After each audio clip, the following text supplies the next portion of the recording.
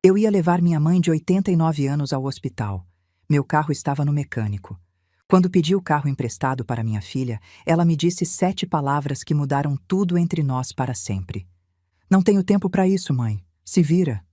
Eu respondi apenas: entendi, filha. Que Deus te abençoe. No dia seguinte, fiz algo que ela jamais esperaria.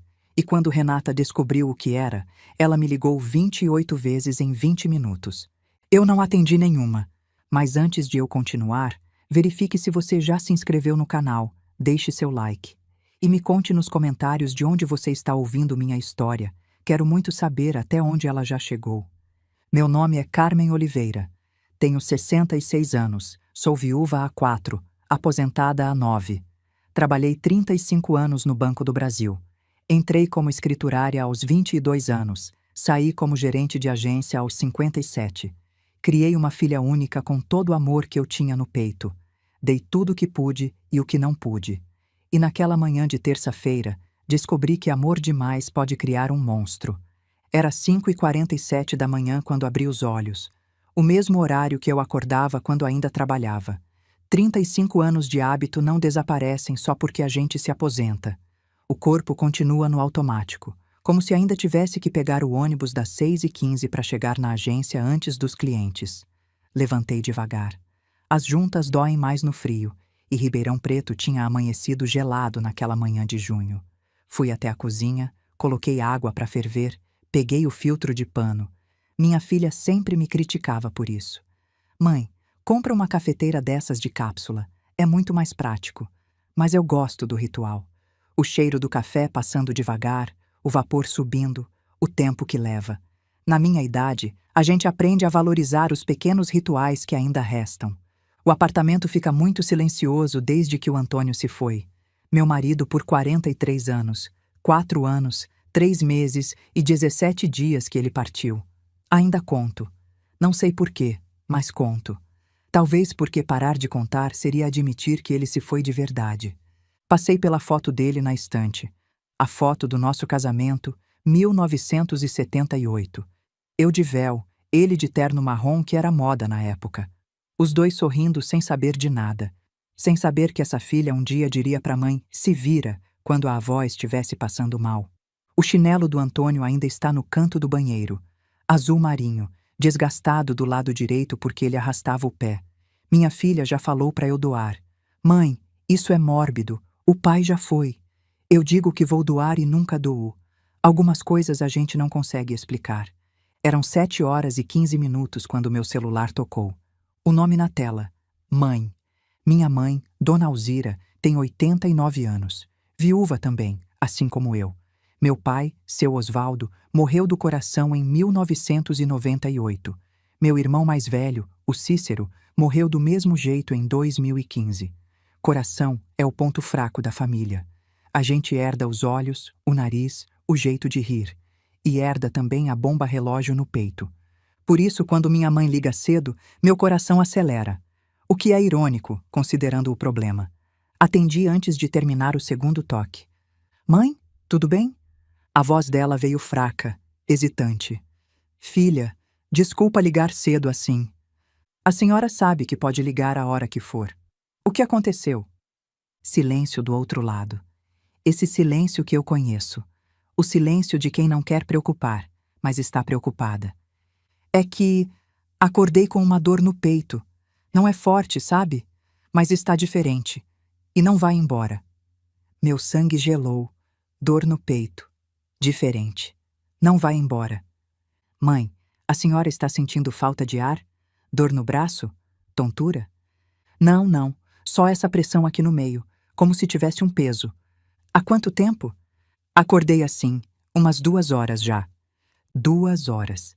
Minha mãe estava há 2 horas com dor no peito e só agora me ligou. Essa geração que não quer dar trabalho, que pede desculpa por precisar, que fica 2 horas achando que vai passar sozinho. Mãe, eu vou ligar para o Dr. Marcos agora. A senhora fica quietinha, não faz esforço nenhum. Não levanta, não vai pegar água, não faz nada. Eu desço aí em 10 minutos. Não precisa se incomodar, filha. Mãe, por favor, deixa eu cuidar da senhora.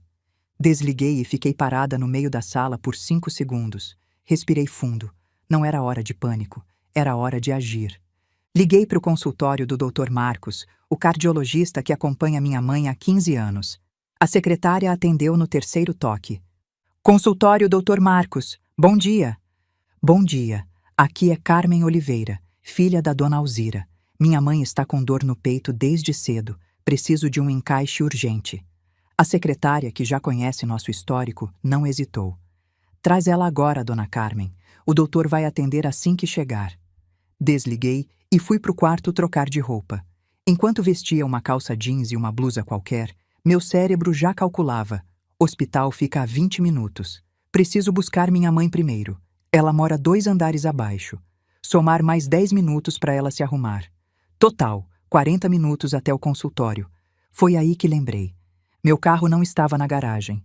Parei no meio do quarto com a blusa na mão. O Corolla. Meu Corolla 2018, prata, que eu comprei com o dinheiro da rescisão do banco. Estava na oficina do seu Joaquim há 3 dias. Problema na injeção eletrônica. Orçamento de R$ 2.800. A peça vinha de Campinas e tinha atrasado. Droga, eu disse pro nada. Droga, droga, droga. Pensei em Uber. Mas minha mãe tem dificuldade para entrar e sair de carro. As pernas não dobram como antes. Ela precisa de apoio, de paciência, de alguém que entenda o ritmo dela. Motorista de aplicativo não tem tempo para isso. Eles estão no relógio, precisam correr para a próxima corrida. Eu já vi minha mãe chorar de vergonha porque demorou demais para entrar num Uber e o motorista bufou. SAMU? Ambulância demora horas para chegar no centro, e nem sempre é emergência de verdade que eles priorizam. Dor no peito sem outros sintomas graves vai para a fila. Foi aí que pensei na Renata. Minha filha, 38 anos, advogada formada, separada há 5 anos do Ricardo, que era contador e não prestava. Mãe do meu neto Pedrinho, 9 anos, luz dos meus olhos. Renata mora a 15 minutos do meu prédio, num apartamento que eu dei para ela. Mas isso eu conto depois. O importante é que ela tem carro. Um Honda HR-V novinho, cor prata, que eu ajudei a comprar com R$ 45 mil do FGTS que o Antônio deixou. É para você ter segurança, filha, eu disse quando entreguei o cheque. Ela nem agradeceu direito. Só reclamou que queria o modelo branco e só tinha prata. Mas tudo bem. Filha é assim. A gente dá de coração e elas recebem como se fosse obrigação. Eu sempre achei que era normal. Olhei para o relógio. 7h28. Renata geralmente acorda por volta das 8, quando tem que levar o Pedrinho para a escola. Se eu ligasse agora, ainda pegava ela em casa. Respirei fundo e disquei. O telefone tocou uma vez, 2, 3, 4, 5. Eu já ia desistir quando ela atendeu. Mãe, a voz era de sono e de irritação. São 7h30 da manhã. Filha, desculpa te acordar, é urgente. Silêncio do outro lado. Depois um suspiro. Daqueles suspiros que dizem mais do que palavras. O que foi agora? Agora. Essa palavrinha me machucou. Como se eu ligasse todo dia pedindo coisas. Como se eu fosse um fardo.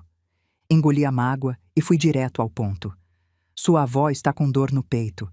Preciso levar ela no cardiologista urgente. Meu carro está no mecânico. Você pode me emprestar o seu por algumas horas? Só para levar ela e trazer. Silêncio. 3 segundos. 4, 5. Hoje não dá, mãe. Eu pisquei. Achei que tinha ouvido errado. Como assim não dá? Filha, sua avó está com dor no peito. Ela tem 89 anos. Você sabe o histórico da nossa família. Eu sei, mãe, mas eu tenho compromisso hoje. Não posso ficar sem carro. Que compromisso? São 7h30 da manhã de terça-feira. Pausa. Eu quase conseguia ouvir ela pensando numa desculpa. Tenho coisas para resolver. Você não precisa saber de tudo da minha vida. Senti uma coisa estranha no peito. Um aperto que não era físico. Era a sensação de perceber algo que você não quer perceber. De ouvir algo que você não quer ouvir. Filha, eu estou pedindo seu carro emprestado por 2, 3 horas no máximo, para levar sua avó ao hospital. Não para o shopping, não para passear. Para o hospital. A mulher que te dava paçoca escondido quando você era criança. Que costurou sua fantasia de festa junina quando você tinha 7 anos porque eu não sabia costurar. Que te ensinou a ler antes de você entrar na escola. Mãe, para! A voz dela subiu. Para com essa chantagem emocional. Eu odeio quando você faz isso. Chantagem? Eu estou pedindo ajuda, Renata, pela sua avó. E eu estou dizendo que não posso. Ponto. Chama um Uber, ou liga para o SAMU, ou pede para a vizinha. Você sempre dá um jeito em tudo, não é? Então dá um jeito. Renata. Mãe, eu não tenho tempo para isso. Se vira. Eu gelei. O que você disse? Eu disse. Se vira. Vocês duas já estão velhas, já viveram o que tinham para viver. Eu ainda tenho minha vida pela frente. Eu tenho problemas meus para resolver. Não posso ficar parando tudo toda vez que vocês precisam de alguma coisa. Silêncio. O mundo parou. Eu parei. Meu coração parou. Entendi, filha. Minha voz saiu rouca, de um lugar que eu não conhecia. Que tenhas um bom dia. Que Deus te abençoe. Desliguei antes que ela pudesse responder. Fiquei parada no meio da sala segurando o telefone. A tela já tinha apagado, mas eu continuava olhando para ela como se fosse ver algo diferente. Como se as palavras fossem se rearranjar e fazer sentido. Se vira. Vocês duas já estão velhas. Já viveram o que tinham para viver. Eu tenho minha vida pela frente. Cada frase era uma faca. Pequena, certeira, entrando devagar. Não era a raiva que doía mais. Raiva eu entendo. Raiva passa. O que doía era a frieza, a naturalidade com que ela disse aquilo. Como se fosse óbvio. Como se velhos fossem um estorvo descartável. Se vira. 2 palavras. O resumo de 38 anos de maternidade. Lembrei do parto dela. 32 horas de trabalho de parto.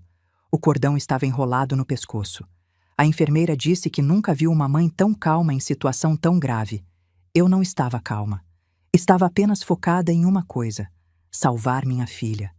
Lembrei das noites em claro com cólica, com febre, com pesadelo, das reuniões de escola que nunca faltei, das fantasias de carnaval que eu costurava de madrugada, do vestibular que eu estudei junto com ela, como se fosse fazer prova também. Lembrei dos R$ 127 mil que eu e Antônio pagamos na faculdade de Direito dela, das mensalidades atrasadas que cobrimos escondido para ela não passar vergonha. E agora, se vira. Lembrei do apartamento. O apartamento. R$ 380 mil há 5 anos, quando ela se separou do Ricardo e disse que não tinha onde morar com meu neto. É emprestado, eu disse na época. Ela nem fingiu que ouviu. Mas não era hora de ficar mastigando mágoa. Minha mãe estava 2 andares abaixo com dor no peito. E eu não podia me dar ao luxo de ficar paralisada por causa de uma filha ingrata. Olhei para o retrato do Antônio na estante. Quase pedi desculpa para ele. Você tinha razão, eu pensei. Você sempre teve razão sobre ela. Larguei o celular, peguei a bolsa e saí porta afora. Bati na porta da dona Neide, minha vizinha do 604. Neide tem 71 anos, é viúva também, e tem um Fiat Mobi branco que ela usa para ir à missa e ao mercado. A gente se conhece há 11 anos, desde que me mudei para esse prédio. Não somos íntimas, mas somos o que se pode chamar de boas vizinhas. Aquele tipo de relação onde você pode pedir uma xícara de açúcar ou avisar quando vai viajar. Ela abriu a porta de roupão, cabelo ainda preso numa touca de banho. Carmen, o que foi, minha filha? Aconteceu alguma coisa? Neide, desculpa aparecer assim. Minha mãe está com dor no peito. Preciso levar ela no hospital urgente. Meu carro está no mecânico. Será que você pode... Nem terminei a frase. Ela já estava se virando para dentro do apartamento. A chave está na ignição. Pode pegar. Traz quando puder. Não tenho nada para fazer hoje. Eu pisquei. Você não quer saber mais detalhes? Quanto tempo vai ser? Onde eu vou? Ela me olhou como se eu tivesse feito uma pergunta absurda. Carmen, sua mãe está passando mal. Vai logo. Detalhes a gente vê depois. Peguei a chave. Agradeci com a voz embargada. Desci correndo para o apartamento da minha mãe, no 4º andar. Enquanto o elevador descia 2 andares, eu pensava no contraste. Uma vizinha que eu conheço há 11 anos me emprestou o carro sem pensar 2 vezes. Minha filha de sangue, que eu carreguei 9 meses na barriga, que amamentei por 2 anos, que criei com todo o amor que tinha, me disse para me virar. Neide nem perguntou nada. Renata nem se ofereceu para ajudar de outro jeito. Guardei essa informação num canto da memória. Ia precisar dela depois. Minha mãe já estava sentada na poltrona da sala quando entrei. vestida, penteada, bolsa no colo, pronta. Aos 89 anos, ela ainda tinha aquela dignidade de quem não quer ser vista desarrumada. Vamos, mãe. Ela me olhou com aqueles olhos que conhecem cada ruga da minha alma. O que foi, Carmen? Nada, mãe. Vamos logo. Não me venha com nada. Eu te pari. Conheço essa cara. Foi a Renata? Eu suspirei. Não adiantava esconder. Depois a gente conversa, mãe. Agora o importante é a senhora. Ela não insistiu, mas eu vi no olhar dela que ela sabia. Mães sempre sabem. Levei ela devagar até o carro da Neide. Abri a porta, ajeitei o banco, segurei a mão dela enquanto ela se acomodava. Cada movimento lento, cuidadoso, sem pressa. Era assim que tinha que ser. Se fosse um Uber, o motorista já estaria olhando o relógio. Carro da Neide? Minha mãe perguntou quando entrei no lado do motorista. É, o meu está na oficina. E o da Renata? Silêncio. Eu liguei o carro. Carmen? A Renata estava ocupada, mãe. Ela não respondeu, mas pelo canto do olho, vi ela balançar a cabeça devagar. Aquele balanço de quem entende mais do que deveria. O caminho até a Santa Casa de Ribeirão Preto foi silencioso.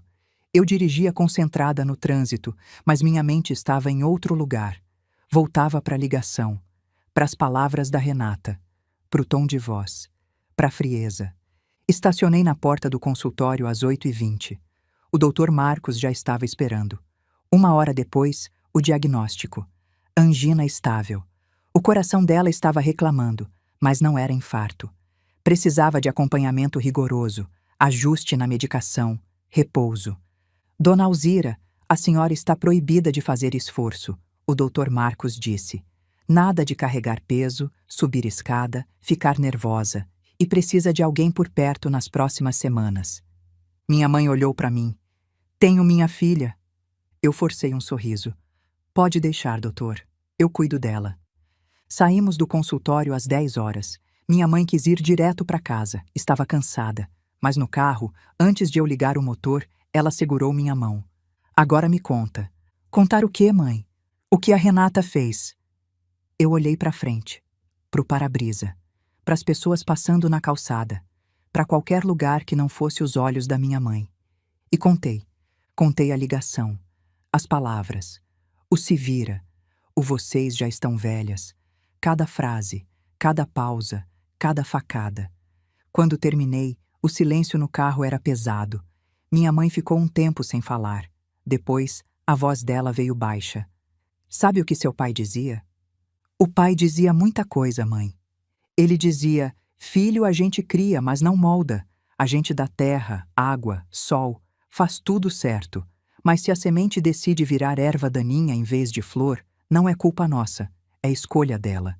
Eu senti as lágrimas chegando. Engoli. Mãe. Deixa eu terminar, Carmen. Você e o Antônio erraram com essa menina. E eu também errei, porque não falei nada na época. Vocês deram demais, protegeram demais.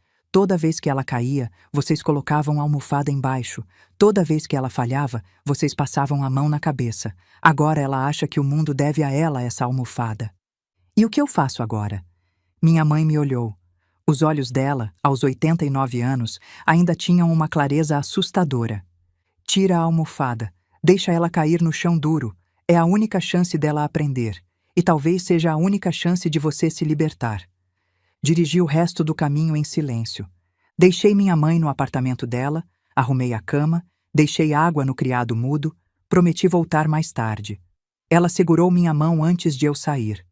Você é uma boa filha, Carmen. Sempre foi. Não deixa a Renata te fazer duvidar disso.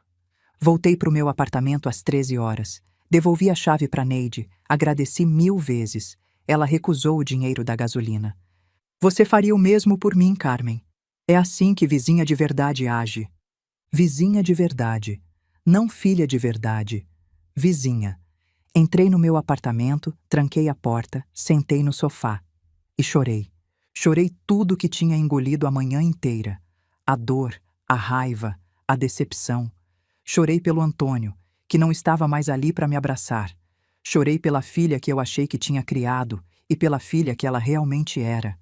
Chorei por mim mesma, por ter sido tão cega, tão boba, tão disponível. Chorei até não ter mais lágrimas. E então, algo mudou. Não sei explicar direito. Foi como se o choro tivesse lavado alguma coisa.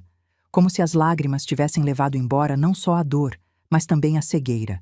Aquele véu que a gente coloca sobre as coisas que não quer ver. Aquela proteção que a gente dá para o próprio coração. Sentei ereta.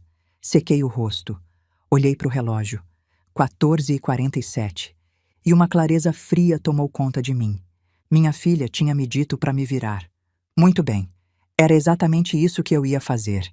Eram 22h30 quando sentei na cama com o laptop no colo. Não conseguia dormir. Cada vez que fechava os olhos, ouvia a voz da Renata. Se vira. Ecoando, repetindo, perfurando. 35 anos de banco deixaram uma habilidade em mim. Ler números. Entender o que eles escondem. Identificar padrões que as pessoas não querem que sejam vistos. Abri o navegador. Entrei no Internet Banking. Eu ainda tinha os acessos antigos, aqueles que a gente guarda por precaução. Além disso, o cartão de crédito que Renata usava estava no meu nome. Ela era adicional. Fizemos assim quando ela se separou do Ricardo e estava com o nome sujo. É só enquanto eu me estabilizo, mãe, ela disse na época. Nunca mudou. Como titular, eu tinha acesso total aos extratos. Comecei pelo básico. Extrato da minha conta. Filtrei os últimos 12 meses. Busquei por transferências para a conta da Renata. Os números apareceram na tela, um por um, como provas de um crime que eu não sabia que estava sendo cometido. Janeiro, material escolar. Fevereiro, IPVA. Março, dentista. Maio, condomínio atrasado. Agosto, advogado. Dezembro, Natal. Sempre uma emergência. Sempre urgente. Sempre pro Pedrinho, pro carro, pra casa. Sempre algo que eu não podia negar. Somei tudo. Minha mão tremia no mouse. Total, R$ 47.300 em 12 meses. Quase 4.000 por mês. Minha aposentadoria é de R$ 8.200. Eu estava dando quase metade da minha renda para minha filha. Encostei na cadeira. Fiquei olhando para os números. Não eram novidade. Eu sabia de cada transferência, de cada pedido. O que eu não tinha feito era somar. Colocar tudo junto, ver o tamanho do rombo. R$ 47.000 em um ano.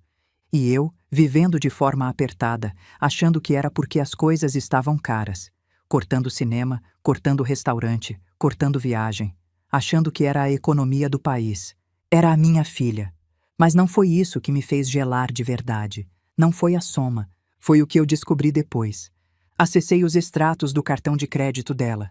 Como o cartão estava no meu nome, eu tinha acesso a tudo. Nunca tinha olhado antes. Confiança cega de mãe. Comecei a cruzar as datas. Maio, quando ela me pediu R$ 6.000 para o condomínio atrasado. Fui verificar o extrato do cartão daquele mês. O que encontrei? R$ 380 no restaurante Figueira, jantar. R$ 520 na boutique feminina chique. R$ 2.800 em Golden Bet Entretenimentos. Golden Bet Entretenimentos. O nome não me disse nada na hora. Continuei olhando. Julho, quando ela me pediu R$ 3.500 para a natação do Pedrinho. Menos R$ 3.200 no Esporte Clube Ribeirão. Confere a natação. R$ 2.100 em Golden Bet Entretenimentos. Agosto, quando me pediu R$ 5.000 para o advogado. Nenhum pagamento para advogado. R$ 4.100 em Golden Bet Entretenimentos. Outubro, festa do Pedrinho. R$ 1.200 no bufete infantil Alegria, festa simples. R$ 3.800 em Golden Bet Entretenimentos. O padrão era claro. Toda semana, às vezes 2 ou 3 vezes por semana, pagamentos para tal Golden Bet. Valores de 500, 800, 1.200, 2.000, 3.000 reais. Abri outra aba. Digitei no Google. Golden Bet Entretenimentos. O resultado me tirou o chão. Golden Bet, apostas esportivas e cassino online, apostas em futebol, caça-níqueis virtuais, roleta online, pôquer digital, Tiger Fortune, aviãozinho. Fiquei olhando para a tela por 1 minuto inteiro sem conseguir processar. Minha filha não estava com compromisso naquela manhã. Minha filha estava viciada em apostas online e eu estava financiando o vício dela há anos sem saber. Passei a madrugada inteira vasculhando, cruzando informações, montando o quebra-cabeça que eu me recusei a ver durante anos. 3 anos de extrato. Consegui acessar porque Renata tinha compartilhado a senha do aplicativo do banco comigo anos atrás. Para facilitar as transferências, mãe. Nunca mudou. 2022. R$ 28.400 em sites de apostas. 2023. R$ 41.200 em sites de apostas. 2024. Até outubro. R$ 52.800 em sites de apostas. Total. R$ 122.400 em 3 anos. R$ 122 mil jogados em apostas esportivas e caça-níqueis online. Era mais do que o salário de um ano inteiro de muita gente. E eu, trouxa, achando que estava ajudando com dentista, escola, aluguel. Tudo mentira. Cada emergência era o próximo jogo. Cada precisando desesperada era a próxima rodada de roleta. Lembrei de todos os sinais que ignorei. Os olhos nervosos quando ela pedia dinheiro. A pressa em desligar o telefone. As desculpas vagas sobre onde estava. Os fins de semana que ela precisava resolver umas coisas. E deixava Pedrinho comigo. Eu achava que ela estava trabalhando, ou saindo com amigas, ou precisando de um tempo sozinha depois da separação. Estava apostando online. Fechei o laptop às 4 da manhã. Deitei na cama olhando para o teto. Minha filha era viciada em jogo. Estava mentindo para mim há anos, usando meu dinheiro para alimentar um vício. E quando a mãe dela precisou de ajuda, disse, se vira. Porque provavelmente estava com pressa de ir jogar. Alguma coisa dentro de mim se quebrou naquela madrugada, mas diferente do que eu esperava, não foi meu coração. Foi a venda que cobria meus olhos. Pela primeira vez em 38 anos, eu vi minha filha como ela realmente era. E eu sabia o que tinha que fazer. Na manhã seguinte, acordei às 6 horas. 4 horas de sono, mas a cabeça nunca esteve tão clara. Tomei café olhando para a lista que fiz de madrugada. 5 itens escritos no verso de uma conta de luz. 1. O apartamento é meu. Paguei R$ 380 mil. Está no nome dela. 2. O carro teve entrada minha. R$ 45 mil do FGTS do Antônio. 3. Ela me deve R$ 47.300 do último ano. Nunca devolveu um centavo. 4. Ela está viciada em apostas online. R$ 122 mil em 3 anos. 5. Ela está negligenciando meu neto. Abandono para jogar. 5 fatos. 5 verdades que eu fingi não ver. Mas antes de agir, eu precisava confirmar. Ter certeza absoluta. Às 9 horas, liguei para Dona Célia, síndica do prédio onde Renata mora, conhecida minha de outros tempos. Célia, desculpa incomodar. Preciso de uma informação. O condomínio da Renata está em dia? Silêncio do outro lado. Depois, a voz constrangida. Ué, Carmen, você não sabe? Saber o quê? O apartamento está com 4 meses de condomínio atrasado, R$ 6.200 de débito. A gente já mandou notificação. Meu estômago afundou. Mas, em junho ela me pediu dinheiro para pagar condomínio atrasado. Eu dei R$ 6 mil. Em junho ela pagou uma parcela, só uma. Depois, nunca mais. Silêncio. O sangue subindo para o rosto. Carmen, posso falar uma coisa? Como amiga? Fala. Sua filha anda esquisita. Sai tarde da noite, volta de madrugada. Carro diferente toda semana buscando ela. Uber, táxi. O Pedrinho fica sozinho com a babá até tarde. Semana passada ele estava chorando na portaria porque a mãe não tinha chegado ainda. Eram 11 da noite. Meu neto de 9 anos. Chorando na portaria. Às 11 da noite. Esperando uma mãe que estava trancada no quarto apostando online. Obrigada, Célia. Você me ajudou muito. Desliguei sentindo um gosto amargo na boca. Não era só dinheiro. Minha filha estava abandonando meu neto para jogar. Pedrinho tinha 9 anos. A mesma idade que Renata tinha quando eu costurava a fantasia de festa junina às 2 da manhã para ela não ficar sem. A diferença? Eu estava presente. Renata estava apostando online. Na sexta-feira fui buscar Pedrinho na escola. Renata tinha compromisso, como sempre. Ele veio correndo quando me viu no portão. Magrinho, cabelo despenteado, mochila maior que ele. Vó! Abracei apertado. Cheirei aquele cheiro de criança, de vida, de inocência. Meu neto. Minha razão de continuar lutando. No carro puxei assunto com cuidado. Pedrinho, como estão as aulas de natação? Ele olhou pela janela. Ficou quieto. Pedrinho? Mamãe disse que a piscina está em reforma. Há quanto tempo? Desde... acho que março? Março. 7 meses. A piscina de um clube grande não fica 7 meses em reforma. E a escola? Está tudo bem? Ele encolheu os ombros, um gesto que não combinava com criança de 9 anos. A tia da cantina disse que mamãe está devendo. Eu finjo que não tenho fome no intervalo. Meu coração se partiu. Como assim, meu amor? As outras crianças compram lanche. Eu digo que não quero, mas às vezes quero sim. Só que não tenho como pagar. Parei o carro no acostamento. Não conseguia dirigir com lágrimas nos olhos. Meu neto passando fome na escola porque minha filha gastava o dinheiro da merenda em apostas. Abracei ele pelo banco de trás. Ele encostou a cabeça no meu ombro. Vó, posso morar com você? O mundo parou. Por que você quer morar comigo, meu amor? Porque você está sempre aqui. A mamãe nunca está. Segurei as lágrimas. Não era hora de chorar na frente dele. A gente vai conversar sobre isso, Pedrinho. Prometo.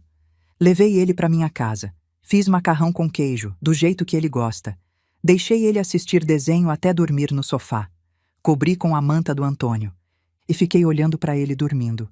Meu neto. 9 anos. Passando fome. Esperando a mãe até tarde. Sozinho. Naquele momento, o último fio de dúvida se rompeu. Não era só sobre mim. Era sobre ele. Eu ia salvar meu neto, mesmo que custasse perder minha filha. Na segunda-feira, fui ao cartório registrar o que Pedrinho tinha me contado. Depois passei na escola dele e quitei as dívidas. R$ 2.800 de cantina e material atrasados. A senhora é a avó do Pedro? A diretora perguntou. Sou. Posso conversar em particular? Entramos na sala dela. Paredes com desenhos de crianças. Cheiro de giz de cera. Dona Carmen, estou preocupada com o Pedro. Ele anda disperso, triste. Semana passada, uma professora encontrou ele chorando no banheiro. O que ele disse? Que a mãe não veio buscá-lo. Ficou esperando 2 horas até a senhora Renata aparecer. 2 horas. Uma criança de 9 anos esperando 2 horas na escola. Eu quero ajudar, diretora. Vou resolver isso. Ela me olhou com aquele olhar de quem quer dizer algo, mas não pode. A senhora é uma boa avó, Dona Carmen. O Pedro tem sorte de ter a senhora. Saí da escola com o coração pesado e a mente decidida. Naquela noite, sentei diante da foto do Antônio. Sozinha na sala. Televisão desligada. Só eu e ele. Antônio, você tinha razão. Sempre teve. Eu não quis enxergar. Falei com a foto como se ele pudesse ouvir. Talvez pudesse. Lembra quando ela tinha 15 anos e sumiu com R$ 200 da sua carteira? Você queria dar castigo de 1 mês. Eu disse que era fase, que ia passar. O Antônio da foto continuava sorrindo. Aquele sorriso de quem sabia. Lembra quando ela bateu o carro com 18 anos dirigindo bêbada e você queria que ela pagasse o conserto? Eu paguei escondida para vocês não brigarem. Silêncio. Só o barulho do relógio na parede. Lembra quando ela não passou na federal e você disse que ela ia para a pública ou trabalhava? Eu abri o cofre e paguei a particular. Passei a mão na foto. O vidro estava frio. Foram 38 anos assim, Antônio. Toda vez que ela ia cair, eu colocava a almofada. Agora ela acha que o mundo deve ser macio. Senti as lágrimas chegando. Deixei rolar. Você falava, Carmen, amor de mãe também precisa de limite. Eu não entendia. Achava que amor era dar, dar, dar. Respirei fundo. Mas não é, né? Amor também é deixar cair, para a pessoa aprender a levantar. Fiquei em silêncio, olhando para o sorriso dele. O que eu faço agora, Antônio? Me dá um sinal. Nesse momento, meu celular vibrou. WhatsApp. Renata. Mãe, preciso de R$ 3.000 urgente. É pro Pedrinho. Nenhuma pergunta sobre a avó. Nenhum desculpa por aquele dia. Nenhum como a senhora está. Só dinheiro. Olhei pro Antônio na foto. Jurava que ele estava sorrindo de canto. Respondi. Não. Ela. Como assim não? é pro seu neto. Eu. Qual escola de natação o Pedrinho frequenta? 3 minutos de silêncio. Vi ela digitando, apagando, digitando de novo. Que pergunta é essa? Eu. Responde. Esporte Clube Ribeirão. Eu. Interessante. Liguei lá ontem. Me disseram que o Pedrinho não faz natação desde março. Cancelaram por falta de pagamento. O online desapareceu. Ela saiu do WhatsApp. Eu digitei mais uma mensagem. Quanto você perdeu no Golden Bet ontem? E bloqueei o número dela. Olhei para a foto do Antônio. Obrigada pelo sinal, meu amor. Na terça-feira seguinte, marquei consulta com o Dr. Fábio Mendonça, advogado especialista em direito de família, colega de banco dos anos 90. Um dos poucos que eu sabia que podia confiar. Carmen, quanto tempo? Ele me abraçou na porta. Cabelos grisalhos, olhos que ainda brilhavam com inteligência. Fábio, preciso da sua ajuda. É sobre minha filha. O sorriso dele murchou. Senta aqui. Me conta tudo. Contei. Cada detalhe, cada número, cada descoberta. Mostrei os documentos que tinha trazido, extratos, conversas de WhatsApp, fotos de comprovantes. Ele ouviu em silêncio por 20 minutos. Anotou algumas coisas. Quando terminei, tirou os óculos e esfregou os olhos. Carmen, vou ser honesto. Juridicamente a situação é complicada. O apartamento está no nome dela. Doação formalizada é difícil de reverter. E se não foi doação? Ele ergueu as sobrancelhas. Como assim? E se foi empréstimo? Empréstimo que ela nunca devolveu? Você tem isso documentado? Abri meu celular. Procurei nas conversas antigas. Achei. Tenho uma conversa de WhatsApp de 5 anos atrás onde ela diz, e eu cito: Mãe, assim que eu me organizar, passo o apartamento de volta para o seu nome ou te pago tudo. Prometo. Fábio arregalou os olhos. Você guardou isso? Fábio, trabalhei 35 anos em banco. Eu guardo extrato de talão de cheque de 1987. Claro que guardei. Ele riu. Pela primeira vez desde que cheguei. Carmen, você não mudou nada. Isso muda tudo. Se ela prometeu devolver, não foi doação. Foi comodato. Empréstimo gratuito com expectativa de devolução. O que significa? Significa que você pode exigir o imóvel de volta. Ou a conversão em aluguel. O comodato pode ser rescindido a qualquer momento pelo comodante. No caso, você. E se ela não quiser devolver? Aí a gente entra na justiça, e com esse histórico que você está me mostrando, inadimplência de condomínio, negligência com o menor, vício em jogo documentado, o juiz vai olhar com muita simpatia para o seu lado. Fiquei em silêncio processando. E o Pedrinho? Perguntei. Não quero que ele sofra com isso. Você pode pedir guarda compartilhada. Com o que você está descrevendo, abandono, negligência, criança chorando sozinha, qualquer juiz de família vai considerar. Respirei fundo. Quanto tempo leva, Fábio? Se ela aceitar acordo, 2 semanas. Se brigar na justiça, 6 meses a 1 ano. Olhei para a janela. O sol entrava pelas venezianas, fazendo listras de luz no chão. Pensei no Pedrinho passando fome na escola. Pensei na Renata apostando de madrugada. Pensei nos 38 anos que passei colocando almofada. Começa amanhã, Fábio. Tem certeza? Minha filha vai aprender que ações têm consequências. Os 3 dias seguintes foram de preparação. Metódica, fria, profissional. Primeiro, a documentação. Reuni tudo. Escritura original do apartamento que ainda estava guardada comigo. Comprovantes de pagamento do imóvel, todos no meu nome. A conversa de WhatsApp com a promessa de devolução. Extratos mostrando as transferências nunca retribuídas. Prints dos pagamentos em sites de apostas. Testemunho por escrito de Dona Célia, a síndica. Relatório da escola sobre a situação do Pedrinho. Cada documento era uma peça do quebra-cabeça, e quando juntei tudo, a imagem era clara. Depois, as providências práticas. Fui à escola do Pedrinho e quitei todas as dívidas pendentes. Conversei com a diretora, expliquei a situação familiar, pedi sigilo, deixei meu número como contato de emergência. Liguei para o Esporte Clube Ribeirão. Confirmei que a matrícula do Pedrinho na natação tinha sido cancelada em março por falta de pagamento. Paguei as pendências e reativei.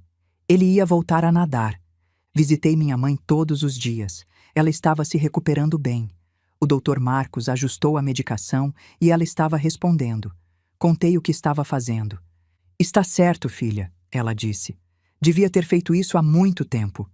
Na segunda-feira, às 9 horas da manhã, eu e Dr. Fábio estávamos no cartório de Ribeirão Preto. A notificação extrajudicial estava pronta.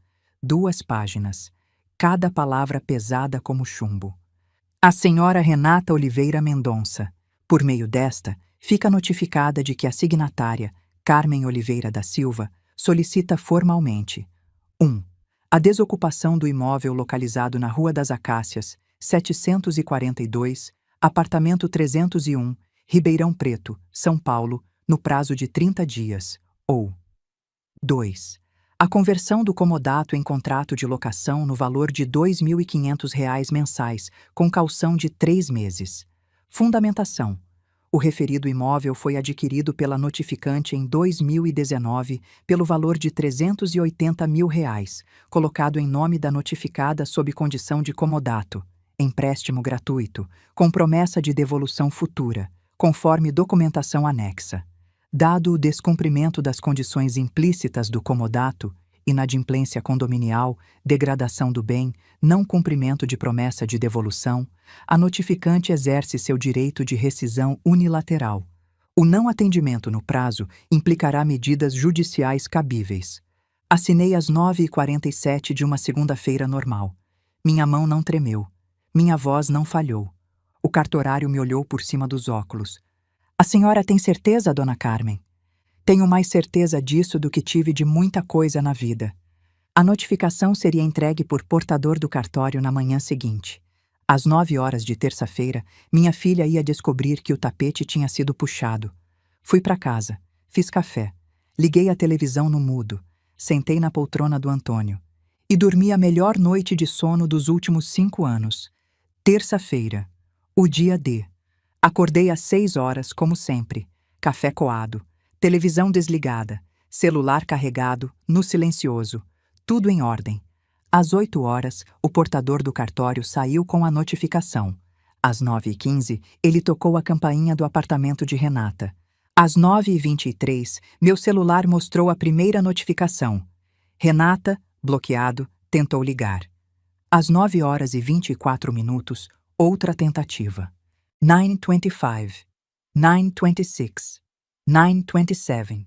Em 20 minutos, 28 chamadas bloqueadas. Eu não atendi nenhuma. Às 9h45, mensagem de número desconhecido. Provavelmente ela usando o celular de alguém. Mãe, que loucura é essa? O que significa essa notificação? Não respondi. Você está louca? Vão me jogar na rua? Eu tenho um filho. Não respondi. Eu vou chamar a polícia. Isso é crime. Não respondi. Às 10h20, o tom mudou. Mãe, por favor, vamos conversar. Eu estava estressada aquele dia. Não falei sério. Não respondi.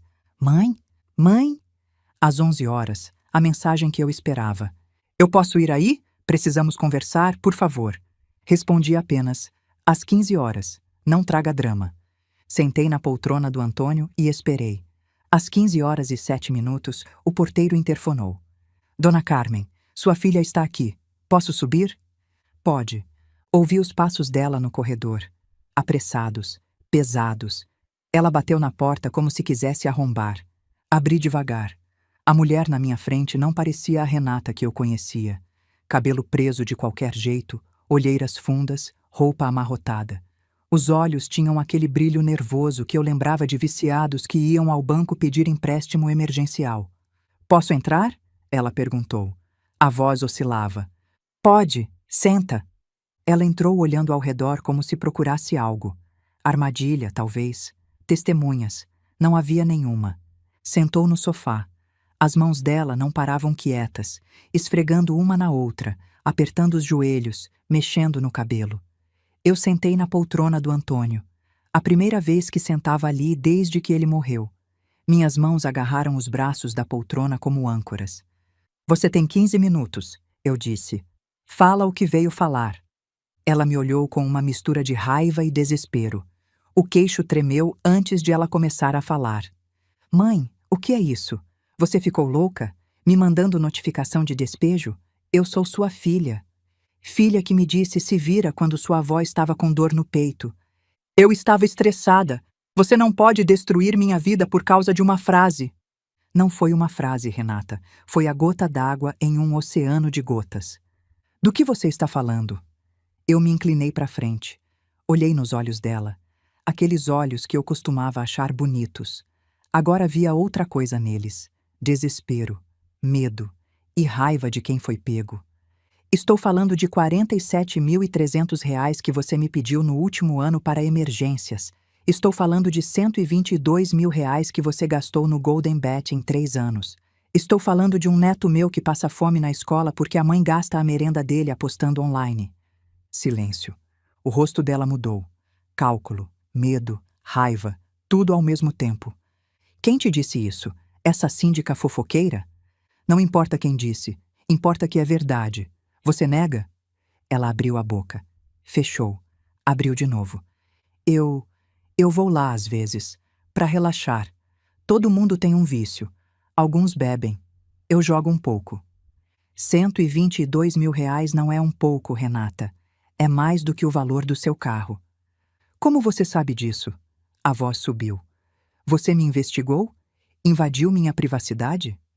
O cartão está no meu nome, Renata. Você é adicional. Tenho acesso a tudo. E antes que você grite, tudo o que eu fiz foi legal.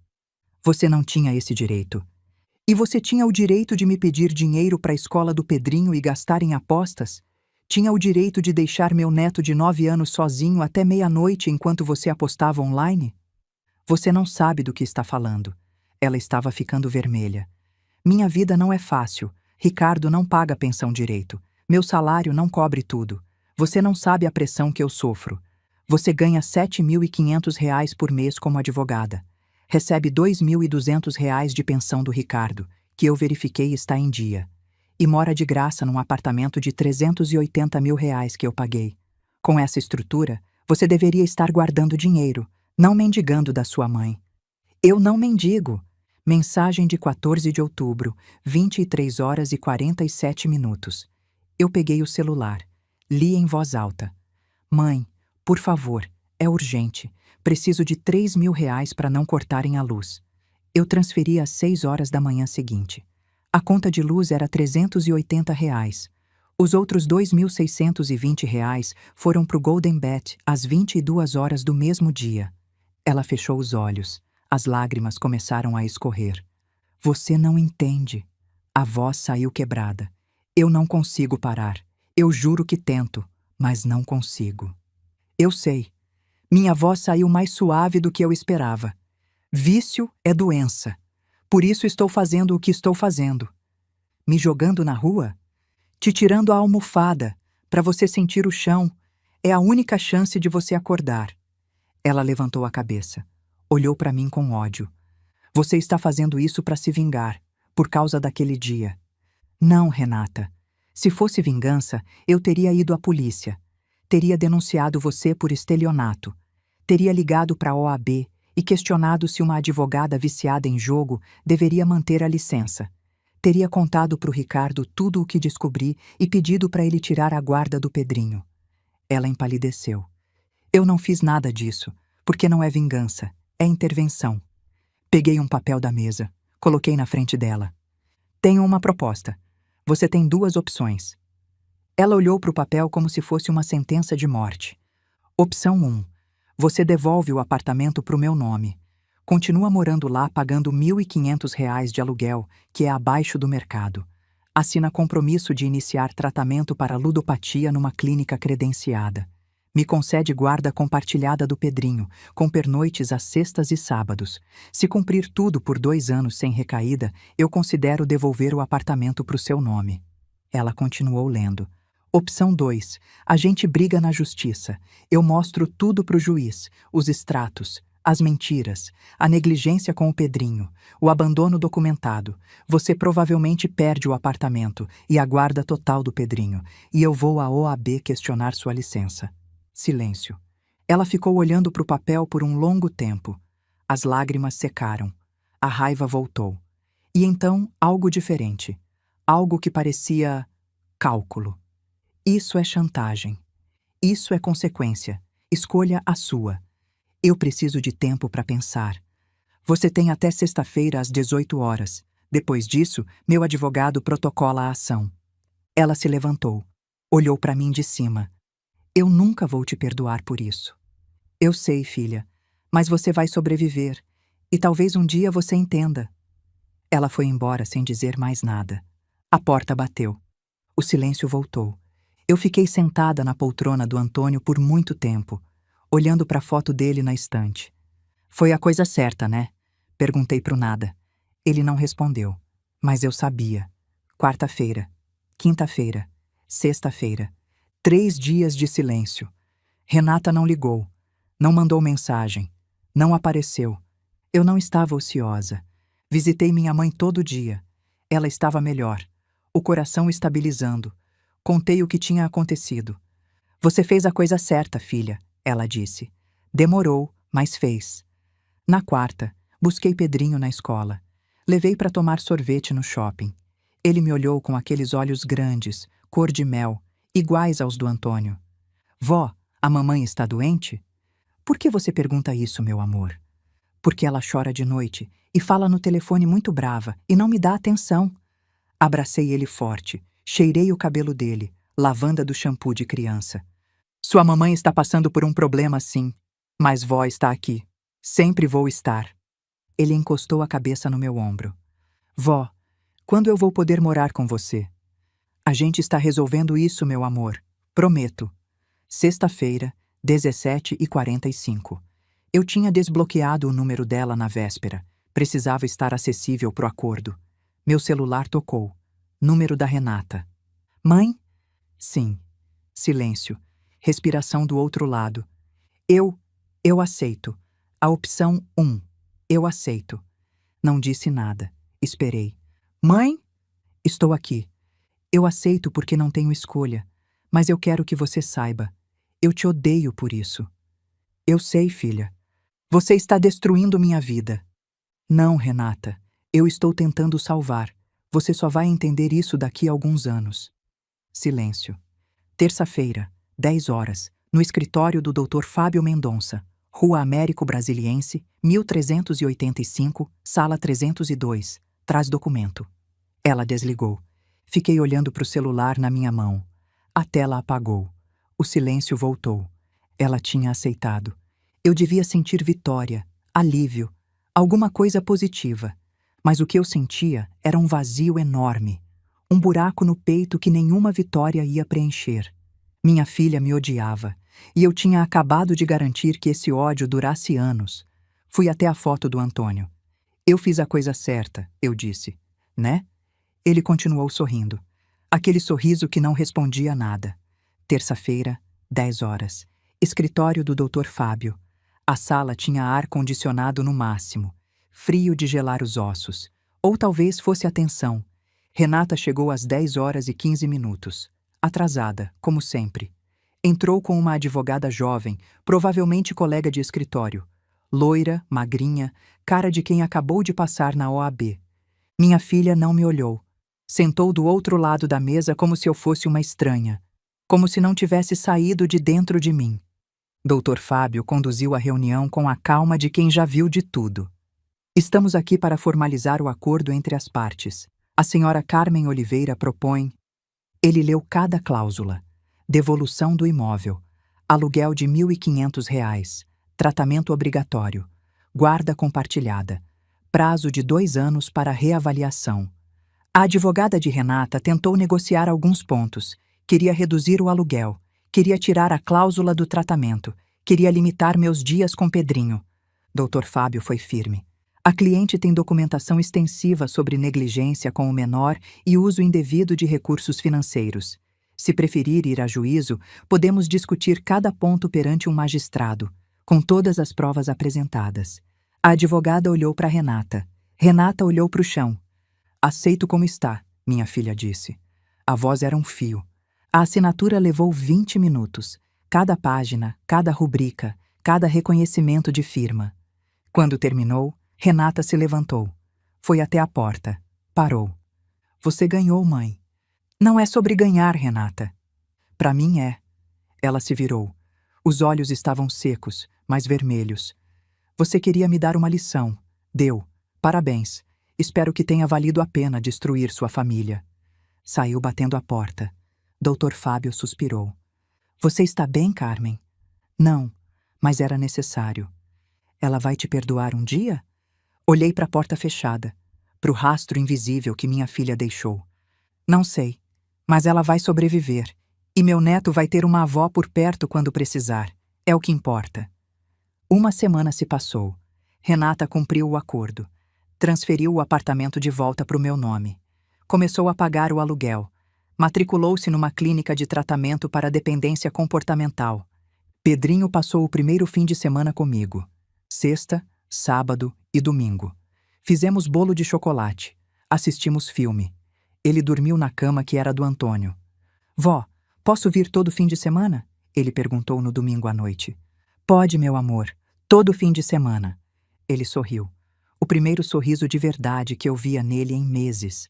As coisas estavam se ajeitando. Até que o domingo seguinte chegou. Eu estava em casa assistindo Fantástico quando meu celular vibrou. Mensagem da Neide. Carmen, você viu o que sua filha postou no Facebook? Meu estômago afundou. Abri o Facebook. Procurei o perfil da Renata. E encontrei. A postagem tinha sido feita 2 horas antes. Já tinha centenas de reações. Preciso desabafar. Minha mãe, Carmen Oliveira, está me despejando do apartamento onde moro com meu filho de 9 anos. Isso mesmo, minha própria mãe. Tudo porque um dia eu não pude emprestar meu carro para ela. Um dia. Agora ela está usando advogado, me ameaçando, querendo tirar meu filho de mim. É isso que ela chama de amor de mãe? Estou devastada. Sem chão. Meu filho não entende o que está acontecendo. Se você conhece minha mãe, por favor, faça ela parar. Isso está destruindo nossa família. Mãe tóxica, abuso psicológico, desabafo. Fiquei olhando para a tela, lendo e relendo. Ela estava me pintando como vilã, para centenas de pessoas, contando meia-verdade, omitindo tudo o que fez. Desci para os comentários. Gente, que absurdo! Mães assim deveriam perder o direito de se chamar mãe. Como uma pessoa pode ser tão fria com a própria filha? Eu conheço a Renata. Ela é uma ótima mãe. A mãe dela deve ser doente. Coitada. Força, Renata. Narcisista. Sua mãe é narcisista. Pesquisa sobre isso. 847 curtidas, 234 comentários, 156 compartilhamentos. Em 2 horas. Meu telefone começou a vibrar. Mensagens de conhecidos. Carmen, o que está acontecendo? Vi o post da Renata. É verdade isso? Você está bem? O que houve? Até minha prima de Campinas mandou mensagem perguntando se eu tinha surtado. Fechei o Facebook, fechei o WhatsApp, desliguei o celular, sentei no escuro. Por um momento duvidei de mim mesma. Será que eu estava errada? Será que exagerei? Será que era uma mãe tóxica mesmo? Olhei para o retrato do Antônio. Você sabe a verdade, eu disse. Eu sei a verdade. Deus sabe a verdade. O resto é barulho. Mas o barulho machucava. Na manhã seguinte, às 8 horas, Neide me ligou. Carmen, você está acordada? Não dormi. Liga seu Facebook, agora. Liguei o celular, abri o aplicativo e vi a reviravolta. Dona Célia, a síndica, tinha visto o post de Renata e não tinha ficado calada. A resposta dela estava nos comentários, com mais curtidas que o post original. Sou Célia Martins, síndica do prédio onde a Renata mora. Preciso contar a outra versão dessa história. 1. O apartamento da Renata foi pago pela mãe dela. 380 mil reais. Colocou no nome da filha por confiança. 2. Nos últimos 4 meses, a Renata está devendo 6.200 reais de condomínio. Quem paga as contas do prédio enquanto ela não paga? Os outros moradores. 3. Eu mesma já vi o menino de 9 anos dela sozinho na portaria às 11 da noite esperando a mãe chegar. Mais de uma vez. 4. Não sei os detalhes do acordo entre elas, mas sei que a dona Carmen é uma das pessoas mais generosas que já conheci. Antes de julgar, perguntem a história completa. O comentário tinha 1.200 curtidas e estava crescendo. Embaixo dele, outros moradores do prédio confirmavam. Eu moro no mesmo andar. Já ouvi o menino chorando sozinho no apartamento à noite, várias vezes. A dona Carmen pagou a festa de Natal do condomínio no ano passado, do próprio bolso. Essa mulher é um anjo. Renata, você esqueceu de contar que sua mãe pagou tudo para você. Apartamento, carro, escola do filho. E você ainda reclama? A narrativa estava virando, mas o golpe final veio de onde eu menos esperava. Neide. Minha vizinha tinha postado separadamente no próprio perfil. Fui vizinha da dona Carmen por 11 anos. Nunca conheci mãe mais dedicada.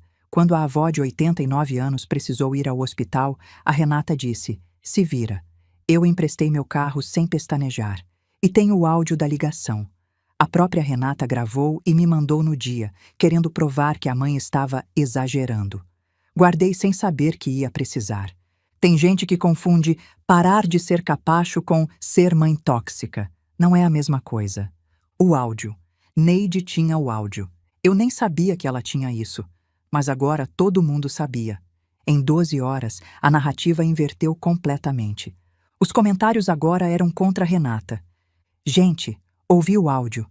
Ela disse: "Vocês já estão velhas para a própria mãe, com a avó passando mal. Que horror! A mãe deu tudo para ela e ela trata assim? Ingrata não tem limite." Renata, você deveria ter vergonha de postar isso. Coitada da dona Carmen, criou uma cobra. A hashtag Força Dona Carmen começou a aparecer. Renata deletou o post. Mas já era tarde. Os screenshots circulavam. O áudio tinha sido compartilhado centenas de vezes. Meu telefone tocou. Número desconhecido. Mãe? A voz de Renata estava irreconhecível. Rouca, chorosa, desesperada. Sim. Faz eles pararem. Por favor, faz a Neide tirar o áudio. Minha vida está acabada. Estão me chamando de monstro. Clientes do escritório estão vendo. Meu chefe ligou perguntando o que está acontecendo. Silêncio. Mãe? Você está aí? Estou. Por favor, eu sei que errei, eu sei, mas isso está destruindo tudo. Minha carreira, minha reputação, tudo. Respirei fundo. Renata, eu não pedi para ninguém postar nada. A Célia se manifestou por conta própria. A Neide também. Elas viram o que você escreveu sobre mim e decidiram contar a verdade. Mas você pode pedir para elas tirarem. Não, eu não posso. Você jogou a primeira pedra, Renata. Você me expôs publicamente. Contou meia-verdade para centenas de pessoas. Me chamou de mãe tóxica. Quis destruir minha reputação. Eu estava com raiva. E agora está sentindo o que é ter a reputação atacada. A diferença é que as pessoas que estão te atacando estão contando a verdade. Você estava mentindo. Silêncio do outro lado. Só a respiração pesada. Eu te odeio. Ela disse. Eu te odeio mais do que já odiei qualquer pessoa na minha vida. Eu sei, filha, mas o ódio vai passar. E quando passar, talvez você entenda que tudo isso era necessário. Ela desligou. Fiquei olhando para o celular. Parte de mim sentia alívio. A verdade estava lá fora. Outra parte sentia pena. Renata estava exposta, humilhada, destruída publicamente. Mas então lembrei. Ela me expôs primeiro. Ela jogou a primeira pedra. Eu apenas não deixei as pedras me atingirem calada. 3 semanas depois, a audiência. O acordo extrajudicial estava assinado, mas Renata decidiu contestar alguns pontos, especificamente a cláusula do tratamento obrigatório e a guarda compartilhada. Fomos parar no Fórum de Ribeirão Preto. A sala do tribunal era gelada. Ar-condicionado no máximo, como se quisesse congelar as emoções. Juíza. Doutora Márcia Helena, 57 anos, conhecida por rigor e senso de justiça. Renata entrou com a advogada jovem. Roupa social escura, cabelo preso, maquiagem pesada para esconder as olheiras. Não me olhou. Eu entrei com o Dr. Fábio e uma pasta de 47 páginas de documentação. A juíza nos olhou como quem já viu de tudo.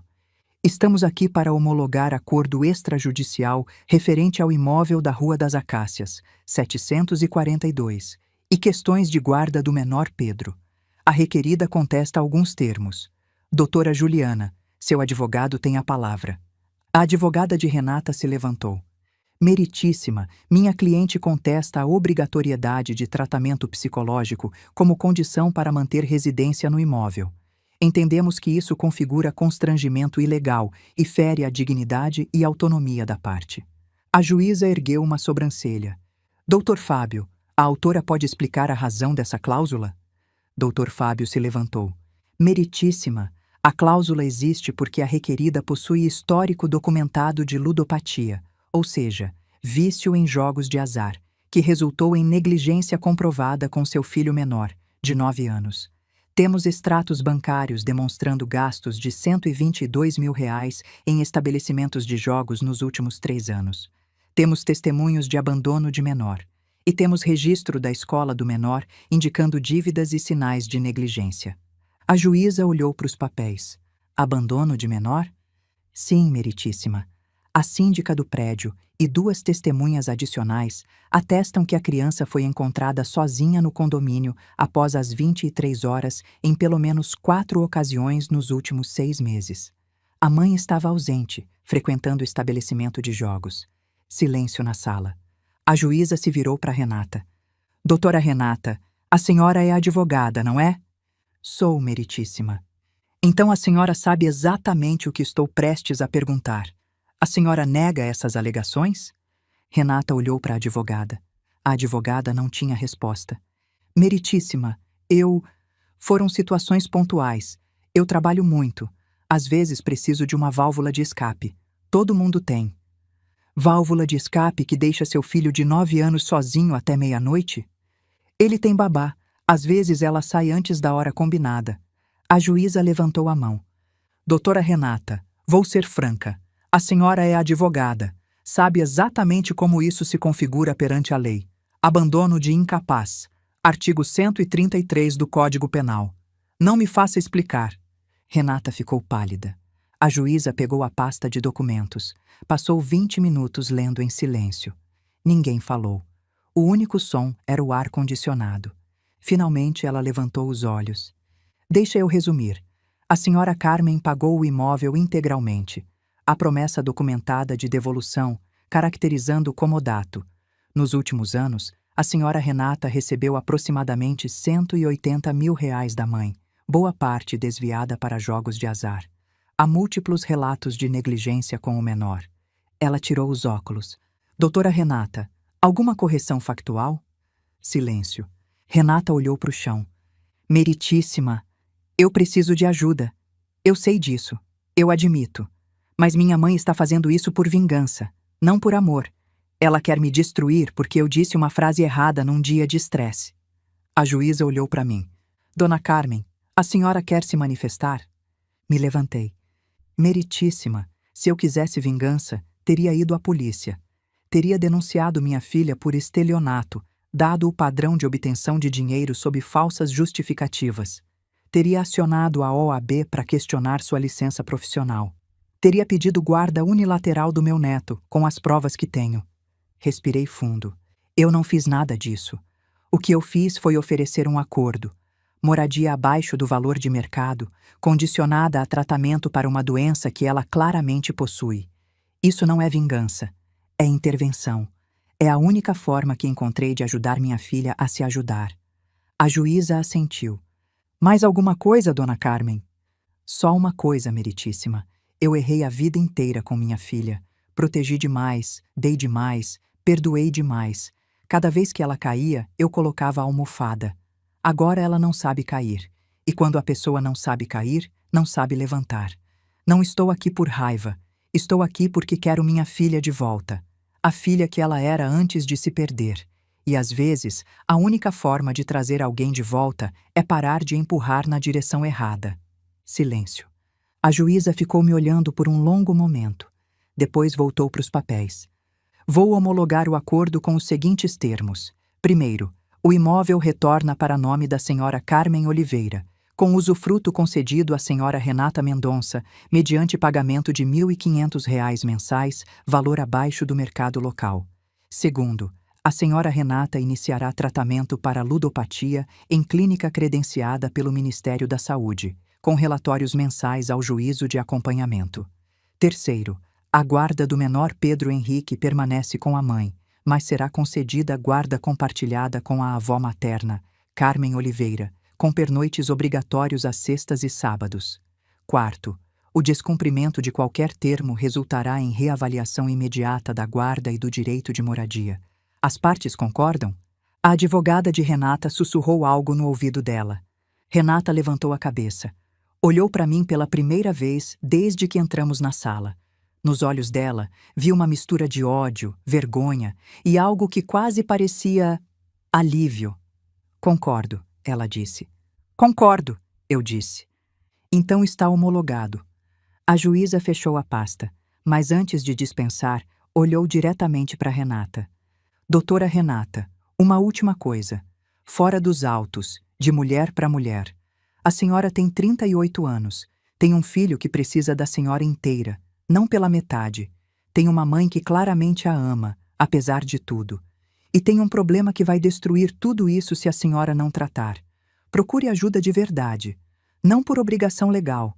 Por você mesma. Renata não respondeu. A audiência terminou.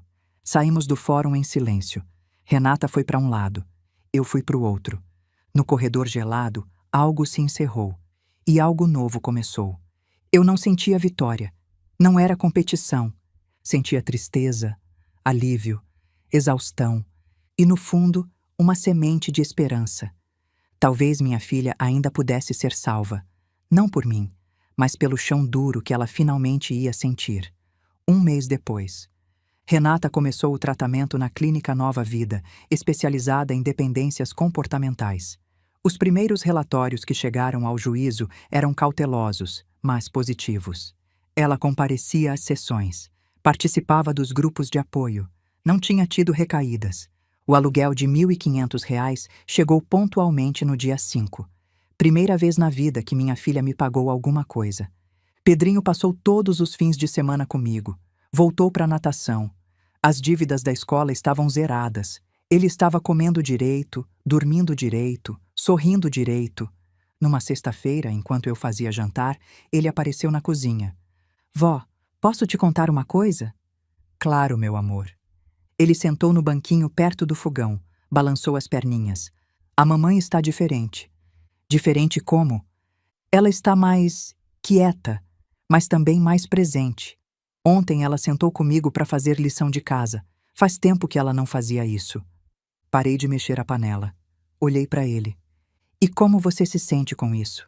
Ele pensou, franzindo a testa como o Antônio fazia quando estava concentrado.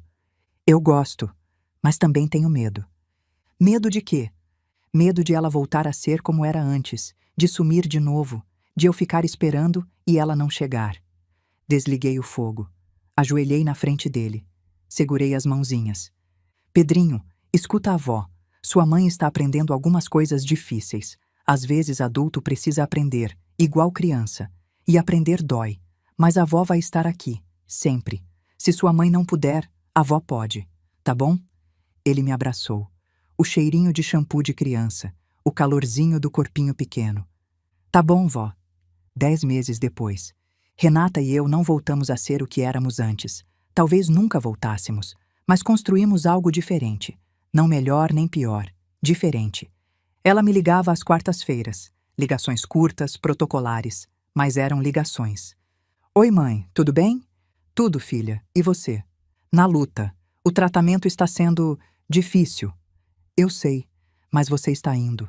É o que importa. Silêncio. Obrigada, mãe. Obrigada por quê?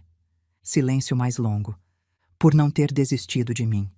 Esses 2 segundos de pausa entre obrigada e por não ter desistido eram os mais pesados e mais leves da minha semana ao mesmo tempo.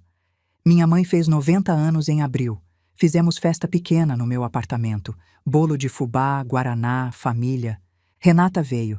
Chegou atrasada, ficou no canto, quase não falou. Mas veio. Antes de ir embora, ela se aproximou da avó. Ajoelhou na frente da poltrona onde Alzira estava sentada.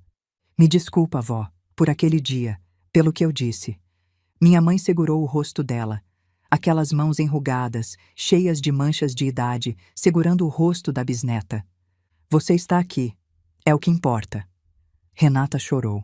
Pela primeira vez em meses, eu vi minha filha chorar de verdade. Não de raiva, não de frustração, de algo mais profundo. Ela foi embora sem se despedir de mim. Mas tudo bem, um passo de cada vez. A nova rotina se estabeleceu devagar. Pedrinho nos fins de semana, minha mãe aos domingos, pilates com Neide às quintas. Vida simples, mas minha. Minha conta bancária, pela primeira vez em 5 anos, estava crescendo. Não muito. 500, 600 reais por mês que sobravam. Mas sobravam. Comecei a guardar. Para a faculdade do Pedrinho. Ele queria ser veterinário, ou astronauta, ou youtuber. Mudava toda semana. Qualquer que fosse, eu queria estar lá para ver. 1 ano depois do confronto, domingo de manhã. Eu estava na cozinha fazendo café quando a campainha tocou. Abri a porta. Renata estava ali, sem avisar. Cabelo mais curto, roupas mais simples, olhar diferente. Menos desesperado, mais presente. Posso entrar?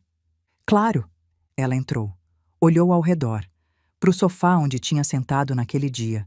Para a poltrona do Antônio onde eu tinha sentado para dar o ultimato. Sentou no sofá. Eu sentei na poltrona. Silêncio. Ela tirou um envelope do bolso. Eu escrevi isso para você. No tratamento a gente tem que escrever cartas. Para as pessoas que magoamos. Essa é a sua. Olhei para o envelope. Branco, simples. Meu nome escrito à mão. Eu ia mandar pelo correio. Ela continuou. Mas achei que devia entregar pessoalmente. Peguei o envelope. Estava pesado. Várias folhas dentro. Quer que eu leia agora? Não. Ela se levantou. Leia depois. Sozinha. Foi até a porta. Parou. Mãe? Sim? Eu disse que te odiava, naquele dia. E durante muito tempo, achei que odiava mesmo. Silêncio.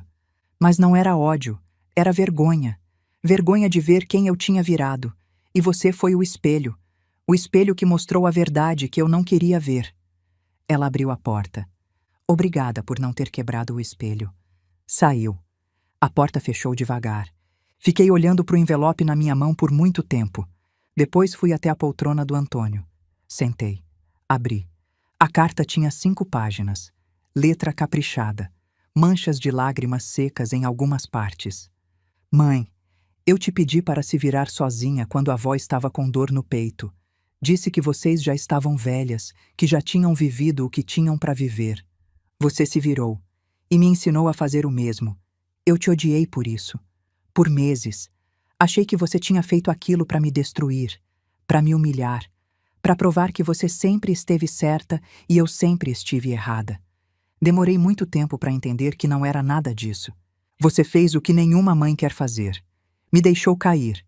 Me deixou sentir o chão duro. Me deixou doer. E doeu. Ainda dói. Mas foi a única coisa que funcionou. Eu estava afundando, mãe. Afundando num buraco sem fundo. E toda vez que você me dava dinheiro, toda vez que você resolvia meus problemas, você estava me empurrando mais para baixo, sem querer. Mas estava. Quando você tirou a almofada, eu finalmente senti o impacto. E o impacto me acordou. Ainda estou em tratamento, ainda tenho dias ruins, ainda sinto vontade de abrir o aplicativo, de apostar, de sentir aquela adrenalina. Mas não vou, porque agora eu sei o preço. O preço é você. O preço é o Pedrinho. O preço é a avó. O preço é tudo que importa. Você me salvou, mãe. Da forma mais dolorosa possível, mas me salvou. Eu não sei se algum dia a gente vai voltar a ser como era antes. Talvez não. Talvez o que era antes não fosse saudável para nenhuma das duas. Mas podemos construir algo novo, algo diferente, algo melhor. Se você quiser. Eu quero. Desculpa por tudo. Por cada real roubado, cada mentira contada, cada noite que o Pedrinho ficou sozinho, cada vez que eu te tratei como se você fosse obrigada a me salvar. Você não era obrigada. E mesmo assim, você salvou. Obrigada por não ter me deixado me destruir. Sua filha, Renata. Terminei de ler. As lágrimas escorriam pelo meu rosto, pingavam no papel, fazendo novas manchas nas páginas que já tinham outras manchas. Olhei para a foto do Antônio. Você viu? Perguntei.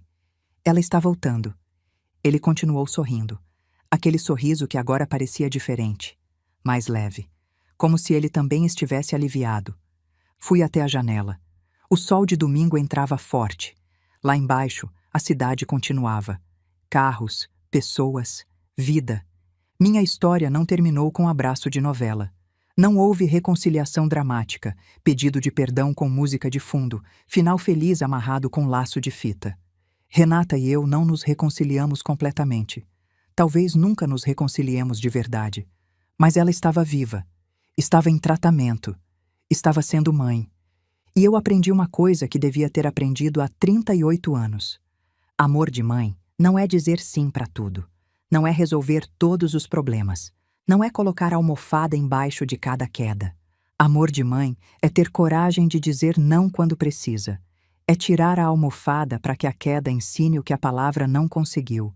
É deixar doer para que a dor vire aprendizado. É continuar amando mesmo quando odeiam você por isso. Minha filha me disse: "Se vira sozinha, mãe." Eu me virei. E ao fazer isso, dei a ela a única chance de aprender a se virar também.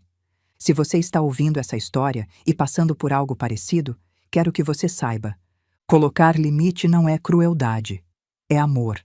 Amor próprio não é egoísmo, é sobrevivência. E às vezes, a coisa mais amorosa que podemos fazer por alguém é deixar que eles sintam as consequências das próprias escolhas. Porque só assim eles aprendem a escolher diferente.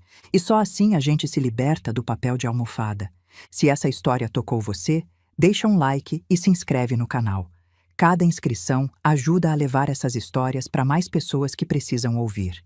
Nos comentários me conta: você já passou por algo parecido com um filho, uma filha ou alguém da família? Como você lidou? E se você conhece alguém que precisa ouvir essa história, compartilha com ela. Às vezes uma história muda uma vida. Até a próxima!